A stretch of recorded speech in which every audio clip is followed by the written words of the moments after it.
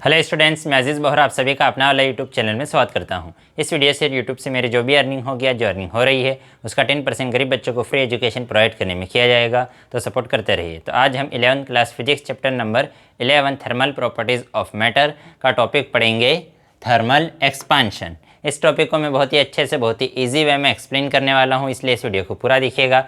और अगर अभी तक आप लोगों ने हमारे चैनल को सब्सक्राइब नहीं किया है तो चैनल को सब्सक्राइब कर दीजिए, बेल आइकन को भी प्रेस कर दीजिएगा ताकि नए वीडियोस की नोटिफिकेशन आपको समय पर मिलते रहे। तो क्या है आज का हमारा टॉपिक? आज का हमारा टॉपिक है थर्मल एक्सपांशन। तो ये थर्मल एक्सपांशन का सेकंड पार्ट है। अगर आपने फर्स्ट पार्ट नहीं देखा है और उसे देखना चाहते हैं तो यूट्यूब पर सर्च कर सकते हैं, थर्मल एक्सपांशन पार्ट 1 अपना वाला अजीज़ बोहरा, वो वीडियो आ जाएगी, आप वो वीडियो देख सकते हैं। तो थर्मल एक्सपांशन में हमने linear expansion, volume expansion, area expansion के बारे में डिस्कशन कर लिया था। हमने सॉलिड और गैसेस के बारे में, सॉलिड और लिक्विड्स के बारे में डिस्कशन कर लिया था। अब हम डिस्कशन करेंगे अबाउट गैसेस, कि जो गैसेस है, गैसेस का एक्सपांशन को कैसे होता है विथ एक चेंज इन टेम्परेचर, कि जैसे जैसे हम टेम्परेचर को चेंज करेंगे तो गैसेस में एक्सपांशन कैसे होगा। तो अगर हम सॉलिड और लिक्विड्स की बात करें तो वैसे सॉलिड और लिक्विड का जो एक्सपांशन होता है, वॉल्यूम एक्सपांशन, वो भी टेम्परेचर पर डिपेंड करता है, लेकिन वो बहुत ज़्यादा डिपेंड नहीं करता। बट गैसेस में जो थर्मल एक्सपांशन होता है, उसमें जो वॉल्यूम में जो एक्सपांशन हो रहा है, किसकी वजह से? टेम्परेचर की वजह से। वो टेम्परेचर पर बहुत ज़्यादा डिपेंड करता है कि जैसे जैसे टेम्परेचर चेंज होगा, वॉल्यूम में जो एक्सपांशन हो रहा है, जो वॉल्यूम एक्सपांशन है, वो भी रैपिडली चेंज होगा। तो इसे प्रूव करने के लिए हम यूज़ करेंगे ideal gas equation. Ideal gas equation तो हम बोल क्या रहे हैं? हम ये बोल रहे हैं कि जैसे जैसे टेम्परेचर चेंज होगा, जो गैसेस है, गैसेस का एक्सपांशन भी चेंज होते जाएगा, कि किसी टेम्परेचर पर एक्सपांशन कम होगा, किसी टेम्परेचर पर एक्सपांशन ज़्यादा होगा। उसको प्रूव करने के लिए हम आइडियल गैस इक्वेशन को यूज़ करेंगे। तो हमारा आइडियल गैस इक्वेशन क्या है? P V is equal to mu R T, where P is pressure, V is volume, mu is number of mole, R is universal gas constant and T is temperature. ठीक है।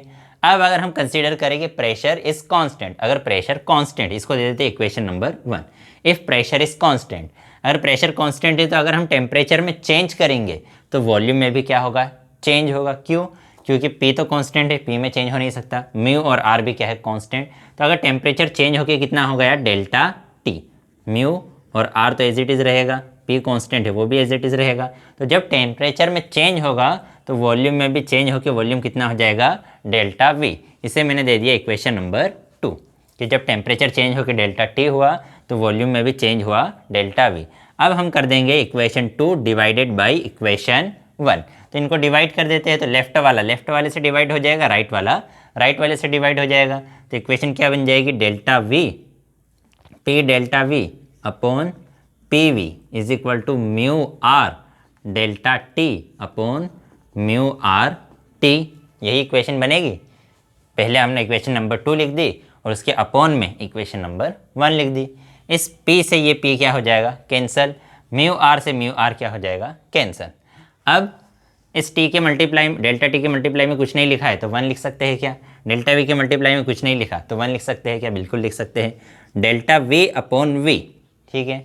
उसके बाद into 1 upon delta T, यहाँ multiply में equal to के इधर आकर divide में हो जाएगा, तो ये आ गया delta T is equal to 1 upon T। तो delta V upon V into 1 upon delta T कितना होता है? यही तो क्या है हमारा वॉल्यूम, यही क्या होता है? यही होता है हमारा अल्फ़ा V। तो alpha V is equal to आ गया 1 अपॉन T। क्या है अल्फ़ा V? अल्फ़ा V है कोफिशिएंट ऑफ वॉल्यूम एक्सपांशन। तो जो कोफिशिएंट ऑफ वॉल्यूम एक्सपांशन है अल्फ़ा V, किसके इक्वल आया? 1 अपॉन T के इक्वल आया। इसका मतलब अगर हम टेम्परेचर को इंक्रीज करेंगे, अपॉन वाली चीज़ जब इंक्रीज होती है तो इक्वल टू वाली चीज़ डिक्रीज होती है। इसका मतलब जब हम टेम्परेचर को इंक्रीज करेंगे तो कोफिशिएंट ऑफ वॉल्यूम एक्सपांशन क्या होगा? डिक्रीज होगा। मतलब अगर टेम्परेचर इंक्रीज करेंगे तो गैसेस के वॉल्यूम में एक्सपांशन कम होगा। टेम्परेचर अगर डिक्रीज करेंगे तो गैसेस के वॉल्यूम में एक्सपांशन ज़्यादा होगा। ठीक है। तो इसी को हम एक एग्जांपल से समझ सकते हैं कि अगर हमारे पास कोई गैस है, वो किस टेम्परेचर पर है? अगर वो गैस है 0 डिग्री सेल्सियस पर, तो 0 डिग्री सेल्सियस पर गैस का वॉल्यूम एक्सपांशन होता है अल्फ़ा V। कितना 0 डिग्री सेल्सियस पर वॉल्यूम एक्सपांशन अल्फ़ा वी होता है 3.7 इंटू 10⁻³ केल्विन इनवर्स। तो ये जो वैल्यू है ये 10⁻³ में गिवन है, लेकिन इसके पहले जितने भी हमने वॉल्यूम एक्सपांशन देखे वो हमने देखे थे 10⁻⁵ के ऑर्डर में। तो इसको भी हम 10⁻⁵ के ऑर्डर में चेंज करेंगे। तो 10⁻⁵ के ऑर्डर में कैसे चेंज करें, तो इसमें हम 100 से मल्टीप्लाई और अगर 100 से डिवाइड कर दे तो कोई फ़र्क पड़ेगा क्या? कोई फ़र्क नहीं पड़ेगा।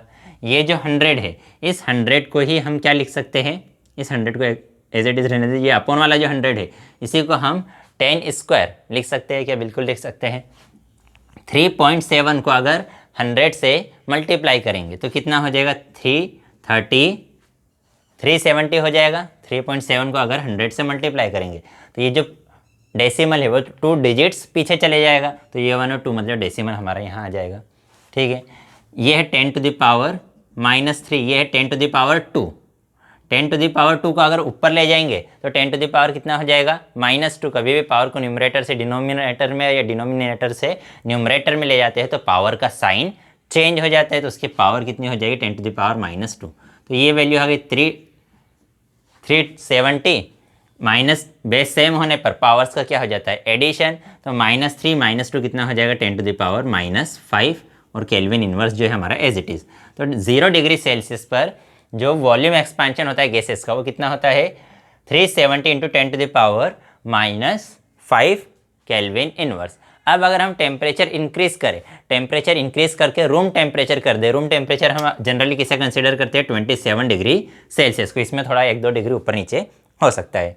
तो 27 या 30 डिग्री के आसपास हम रूम टेम्परेचर कंसिडर करते हैं। तो जब हम रूम टेम्परेचर पर अगर गैस को रखेंगे तो रूम टेम्परेचर पर उसका वॉल्यूम एक्सपांशन चेंज होके कितना हो जाता है? वो हो जाता है 3300 इंटू 10⁻⁻6 केल्विन इनवर्स। ये वैल्यू बुक में गिवन है, ये वाली जो वैल्यू है वो बुक में गिवन थी, बट उसको मैंने इस वाले फॉर्म में कन्वर्ट कर दिया। ये वैल्यू बुक में गिवन है, जब ये -3 है, ये -6 है, तो कंपैरिजन करना थोड़ा सा हमारे लिए टफ हो जाता है, इसलिए मैं दोनों की पावर सेम कर रहा हूँ। तो इसे भी हम क्या करते हैं? इसे भी 10⁻⁻5 में चेंज करते हैं। तो ये 300 को हम क्या लिख सकते हैं? 330 इंटू 10 लिख सकते हैं क्या? 330 को अगर 10 से मल्टीप्लाई करेंगे तो फिर से 300 आ जाएगा। और ये 10⁻⁻6 जो है वो एज इट इज़ है। इस 10 की पावर कुछ नहीं है, मतलब कितनी है? 1। फिर से दोनों के बेस सेम होने पर पावर्स का क्या हो जाएगा? एडिशन। तो 1 - 6 देखो, होना तो एडिशन था लेकिन दोनों के साइन चेंज होने की वजह से सब्ट्रैक्शन होगा। तो 1 - 6 कितना हो जाएगा? मतलब ये हो क्या रहा है? ये हो तो रहा है 1 + -6, दोनों का एडिशन हो रहा है, लेकिन प्लस माइनस क्या हो जाता है? माइनस, इसलिए वैल्यू क्या आ जाएगी? -5। तो ये हो जाएगा 10⁻⁻5 केल्विन इनवर्स। तो अल्फ़ा वी कि देखो टेम्परेचर था 0 डिग्री सेल्सियस, टेम्परेचर को हमने इंक्रीज़ किया, तो जब टेम्परेचर को इंक्रीज़ किया तो अल्फ़ा की वैल्यू क्या हो गई? डिक्रीज़। पहले 370 था और अल्फ़ा वी की वैल्यू डिक्रीज़ होकर 330 हो गया। तो यही बोलता है कि अगर टेम्परेचर को इंक्रीज़ करेंगे तो volume coefficient of volume expansion gases का क्या होता है? डिक्रीज़ होता है, वो उसके क्या है? इन्वर्सली प्रोपोर्शनल है। अब इसके बाद अगर हम किस में रिलेशन निकालें, हमें अगर रिलेशन निकालना है volume expansion and linear expansion. अगर वॉल्यूम एक्सपांशन और लीनियर एक्सपांशन में अगर एक रिलेशन हमें प्रूफ करना है तो वो रिलेशन क्या है, उसे कैसे प्रूफ करेंगे, उसे अब हम डिस्कस करेंगे। तो वॉल्यूम एक्सपांशन को किससे रिप्रेजेंट करते हैं? अल्फ़ा वी से। वॉल्यूम एक्सपांशन को किससे रिप्रेजेंट करते हैं? वॉल्यूम एक्सपांशन को हम रिप्रेजेंट करते हैं अल्फ़ा वी से। और लीनियर एक्सपांशन को किससे रिप्रेजेंट करते हैं? अल्फ़ा एल से। तो हमें अल्फ़ा एल और अल्फ़ा वी में रिलेशन बताना है। अल्फ़ा एल और अल्फ़ा वी में हमें बताना है रिलेशन। और हमें पता है, क्या पता है कि delta L upon L is equal to होता है अल्फ़ा एल डेल्टा टी। ये हम इसके पहले वाले टॉपिक में पढ़ चुके हैं कि delta L upon L is equal to होता है अल्फ़ा एल डेल्टा टी। हमें अल्फ़ा एल और डेल्टा अल्फ़ा वी में रिलेशन बताने, तो सपोज़ करो हमारे पास एक क्यूब है, suppose we have a cube. ठीक है, हमारे पास एक क्यूब है और इस क्यूब की लेंथ कितनी है? L L L L. तो हमें पता है क्यूब का वॉल्यूम क्या होता है? लेंथ का क्यूब। कि इसकी अगर लेंथ L है तो इसका वॉल्यूम कितना होगा L3। अब इसकी लेंथ इंक्रीज होके कितनी हो गई L प्लस डेल्टा L, के पहले लेंथ थी L तो पहले वॉल्यूम क्या था, पहले वॉल्यूम था L3। अब इसकी लेंथ इंक्रीज होके, जब टेम्परेचर हमने इंक्रीज किया तो इसमें एक्सपांशन हुआ और टेम्परेचर इंक्रीज करने पर एक्सपांशन होने की वजह से लेंथ उसकी हो गई L प्लस डेल्टा L। तो इसका वॉल्यूम क्या हो जाएगा, फिर से जो लेंथ है नई वाली लेंथ उसका क्यूब। तो ये आ गया हमारे पास फाइनल वॉल्यूम, ये है हमारा initial volume.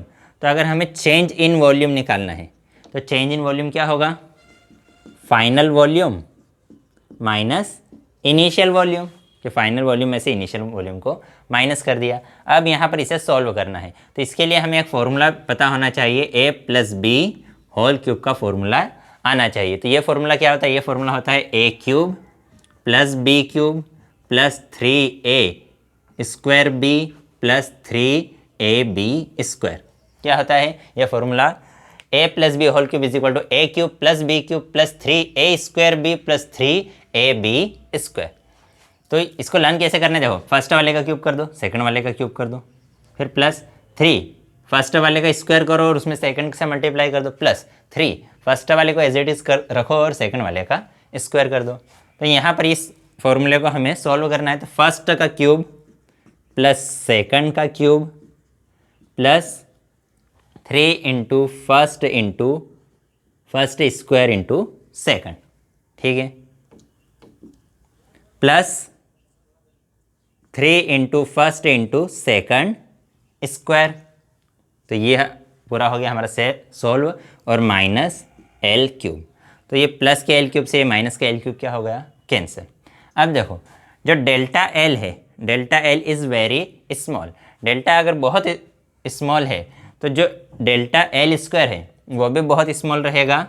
If delta is very small तो डेल्टा एल स्क्वायर भी उससे भी छोटा रहेगा और डेल्टा एल क्यूब उससे भी छोटा रहेगा। कैसे कि सपोज करो अगर डेल्टा एल की वैल्यू कितनी 0.1, ये किसकी वैल्यू है डेल्टा एल की, तो डेल्टा एल क्यूब कितना हो जाएगा, मतलब 0.1 का, या यूँ कहें डेल्टा एल स्क्वायर क्या हो जाएगा 0.1 का स्क्वायर, 0.1 का स्क्वायर मतलब 0.1 इंटू 0.1, इन दोनों को मल्टीप्लाई करें, 1 को 1 से मल्टीप्लाई करेंगे तो कितना आएगा 1।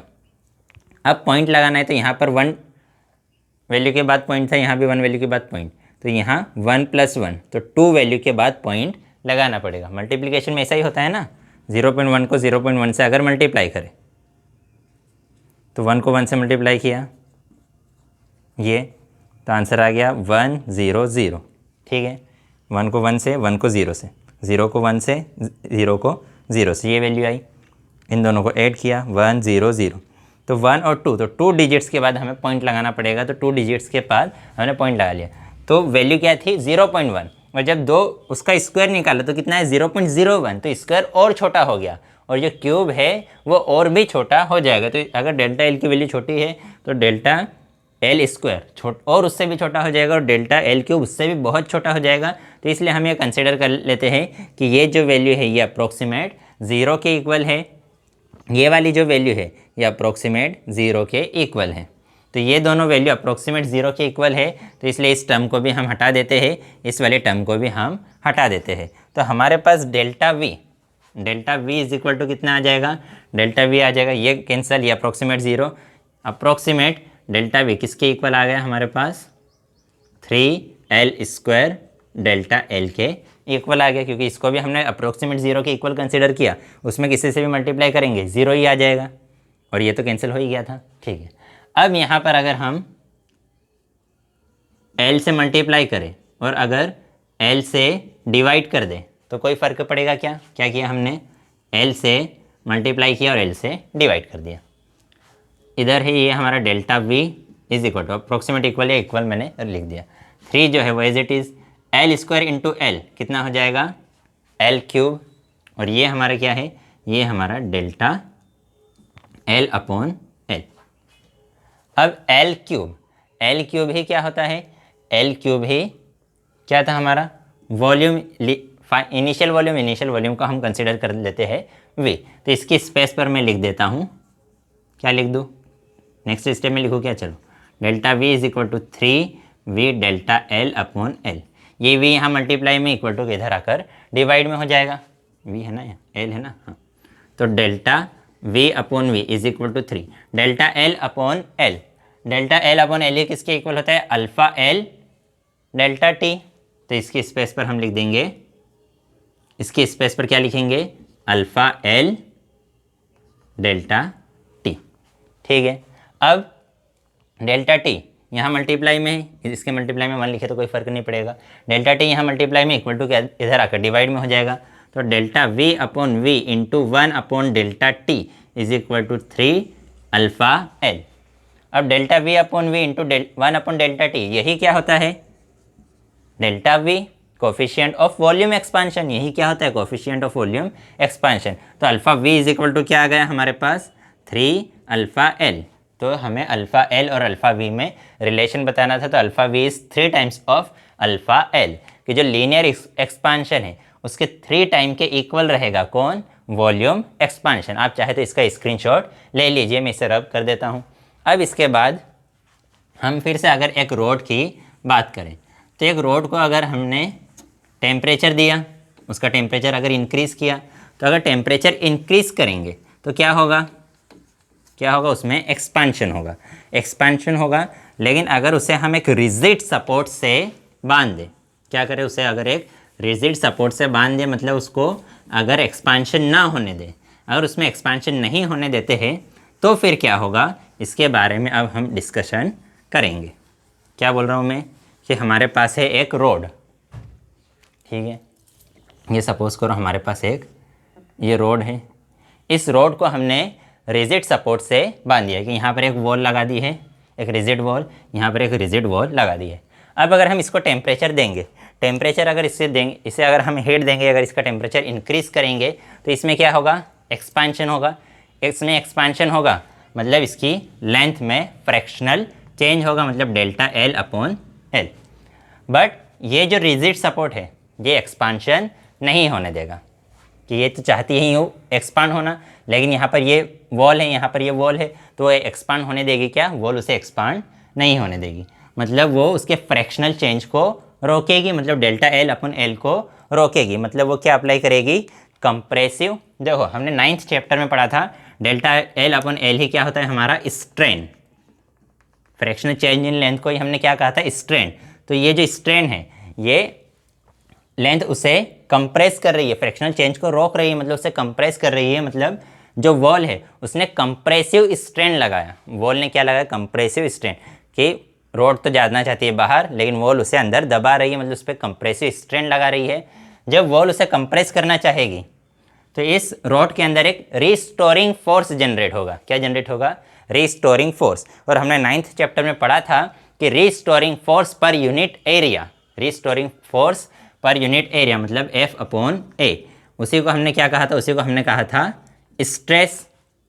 तो या अगर यहाँ पर हमें इसके अंदर एक स्ट्रेस जनरेट होगा, और वो स्ट्रेस रिस्टोरिंग फोर्स वो उसे कि ये इसे दबाने की कोशिश कर रही है और वो बाहर जाने की कोशिश करेगा। तो रिस्टोरिंग फोर्स जो जनरेट हुआ, जो स्ट्रेस जनरेट हुआ, उस स्ट्रेस को हम क्या कहेंगे, थर्मल स्ट्रेस, क्योंकि वो बाहर क्यों जाना चाहती है, टेम्परेचर की वजह से, हीट की वजह से, इसलिए उसको हम क्या कहेंगे, थर्मल स्ट्रेस। तो अगर हम इसका थर्मल स्ट्रेस निकालना चाहते हैं, तो थर्मल स्ट्रेस निकालने के लिए हम सबसे पहले क्या निकालेंगे, सबसे पहले हम निकालेंगे डेल्टा L अपॉन L। तो हमने कंसिडर कर लिया कि इसके टेम्परेचर हमने चेंज किया, कितना चेंज किया टेम्परेचर, सभी चीज़ें हम लिख लेते हैं। कि सबसे पहले तो जो हमारी रेल है, ठीक है, हमने अगर एक रेलवे ट्रैक की बात करें तो रेल है सपोज करो हमारे पास, और उस रेल की लेंथ कितनी है, 5 मीटर। उसका एरिया हमने कंसिडर कर लिया 40 सेंटीमीटर स्क्वायर। जो यहाँ सेंटीमीटर स्क्वायर का मतलब क्या है, कि वो सेंटी और मीटर दोनों का स्क्वायर है। तो सेंटीमीटर स्क्वायर का मतलब क्या होता है, कि दोनों का स्क्वायर। फिर उसके बाद इसको मीटर में कन्वर्ट करना पड़ेगा, क्योंकि ऐसा यूनिट तो मीटर होती है। तो इसी को हम लिख सकते हैं सेंटी और मीटर का होल स्क्वायर। सेंटी का मतलब क्या होता है, 10 टू द पावर -2, मीटर का होल स्क्वायर। पावर के पावर का क्या हो जाता है, मल्टीप्लिकेशन। तो इसी को हम लिख सकते हैं 40 into 10 to the power -4, 2 into 2 कितना हो जाएगा, 4, तो -4 मीटर क्यूब। तो ये आ गया हमारा एरिया, ये है लेंथ। फिर हमें जो कंप्रेसिव स्ट्रेस होता है, जो लेंथ का अल्फ़ा एल होता है, अल्फ़ा एल की वैल्यू होती है 1.2 इंटू 10⁻⁻5 केल्विन इनवर्स। कि अगर हमारे पास स्टील है, कि वो जो रेल है वो किसकी बनी है, स्टील, तो रेल की लेंथ है 5 मीटर, एरिया ये गिवन है उसका, अल्फ़ा एल लीनियर एक्सपांशन हमें coefficient of linear expansion given है, और टेम्परेचर में चेंज कितना हुआ, डेल्टा टी है 10 डिग्री सेल्सियस। 10 डिग्री सेल्सियस बोल दो या 10 केल्विन बोलो, दोनों बात एक ही है।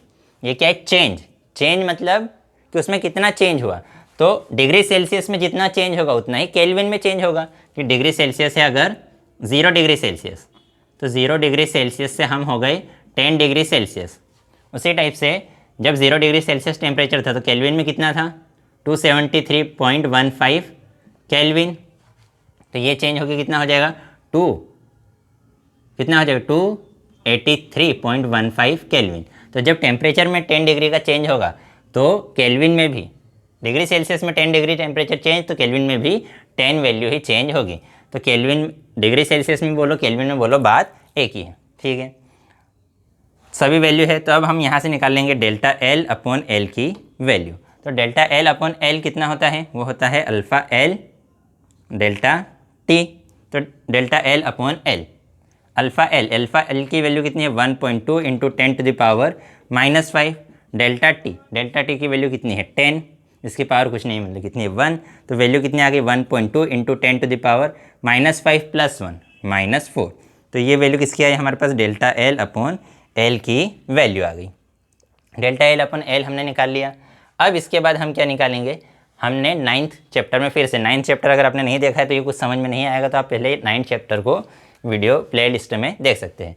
तो हमें पता है कि F upon A into L upon delta L is equal to क्या होता है, यंग मॉड्यूलस। ठीक है, ये डेल्टा एल यहाँ डिवाइड में इक्वल टू उधर जाकर मल्टीप्लाई में हो जाएगा, एल यहाँ मल्टीप्लाई में इक्वल टू उधर जाकर डिवाइड में हो जाएगा। तो इसी को हम क्या लिख सकते हैं, F upon A is equal to Y delta L upon L.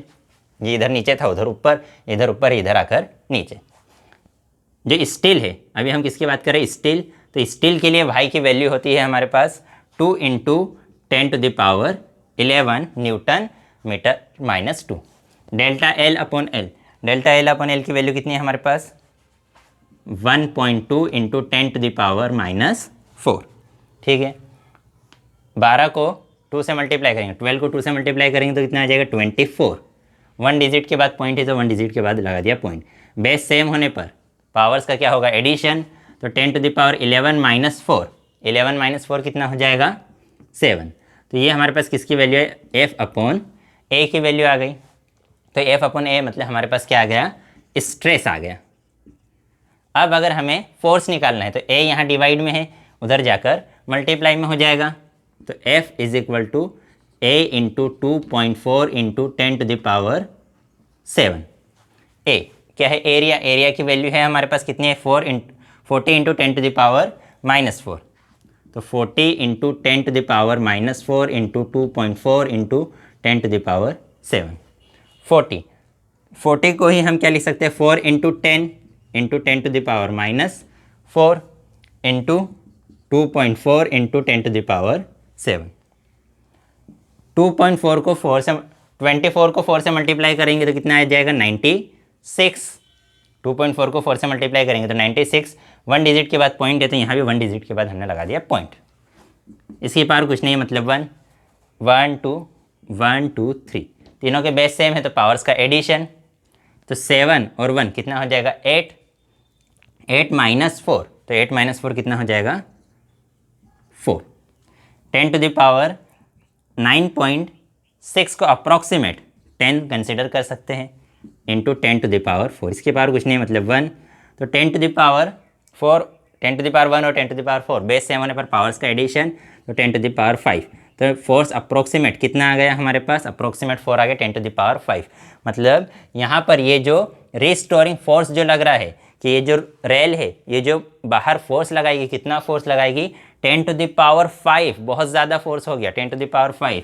1 2 3 4 5, 10⁵ का मतलब क्या है, 1 के बाद 5 0, किसके बाद, 1 के बाद 5 0। तो मतलब 1 लाख न्यूटन का फोर्स लगाएगी। तो ये फोर्स इतना ज़्यादा है कि वो इसके अंदर क्या कर सकता है, डिफॉर्मेशन ला सकता है। इसीलिए जो रेलवे ट्रैक्स होते हैं, रेलवे ट्रैक्स में जैसे ये पटरियाँ लगी होती है, तो इन पटरियों में ये जो रेल बिछी होती है, यहाँ पर रेलवे के हर रेल लाइंस के बीच में यहाँ पर क्या होता है, कुछ गैप होता है। क्यों गैप होता है? ताकि जब समर्स में टेम्परेचर इंक्रीज़ हो और ये रेलवे ट्रैक्स के बीच में जब थर्मल एक्सपांशन हो, तो थर्मल एक्सपांशन की वजह से ये थोड़ा सा इधर से फैल जाए, थोड़ा सा इधर से फैल जाए। तो अगर ये गैप नहीं रखेंगे बिल्कुल, ये यहाँ पर एक ट्रैक रखा, उसके बाद बिल्कुल दूसरा ट्रैक रख दिया, दूसरा रेल लाइन अगर लगा दी और फिर इनमें एक्सपांशन होगा, तो वो क्या हो जाएगी, डिफॉर्म हो जाएगी, हमारी रेल पटरी ऊपर नीचे हो जाएगी, जिससे कोई भी एक्सीडेंट हो सकता है। तो आप चाहे तो इसका भी स्क्रीनशॉट ले सकते हैं। अगर आज की वीडियो पसंद आई हो तो लाइक कीजिएगा, अपने दोस्तों के साथ भी शेयर ज़रूर कर दीजिएगा। अगर पसंद ना आई हो तो डिसलाइक कर दीजिएगा। अगर इस वीडियो से रिलेटेड आपको कोई डाउट हो तो डाउट कमेंट में आप हमसे पूछ सकते हैं, कोई सजेशन हो तो वो भी कमेंट कर सकते हैं। तो आज की वीडियो में इतना ही। नेक्स्ट वीडियो में हम नेक्स्ट टॉपिक पढ़ेंगे। बाय।